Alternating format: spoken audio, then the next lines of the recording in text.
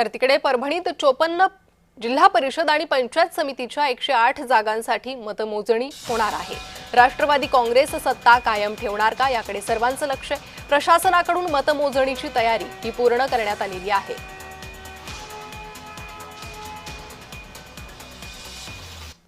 बारा जिल्हा परिषदेच्या निवडणुका पार पडल्या आहेत। परभणी जिल्ह्यामध्ये 54 जिल्हा परिषदा तर पंचायत समिती 108 गणाची निवडणूक प्रक्रिया पार पडली असून आज परभणी जिल्ह्यामध्ये एक मतमोजणी प्रत्येक तालुक्यावर होणार असून परभणी जिल्ह्यातील 54 तसेच 108 जागांसाठी या ठिकाणी मतदान प्रक्रिया पार पडल्यानंतर आज मतमोजणी होणार आहे। गंगाखेड येथील उपविभागीय अधिकारी यांच्या कार्यालयात ही मतमोजणी होणार आहे। या मतमोजणीसाठी 14 टेबलची या ठिकाणी व्यवस्था करण्यात आलेली असून 2 टेबल हे या ठिकाणी वेगळे लावण्यात आलेले आहेत।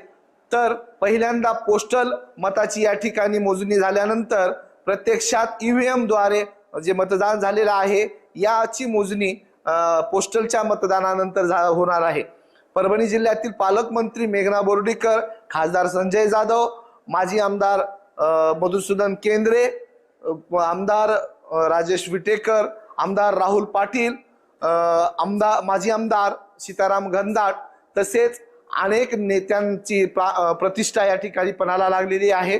मात्र भाजपा या ठिकाणी सगळ्यात मोठा पक्ष ठरेल असं या ठिकाणी अनेकांच्या मते सांगण्यात येत आहे।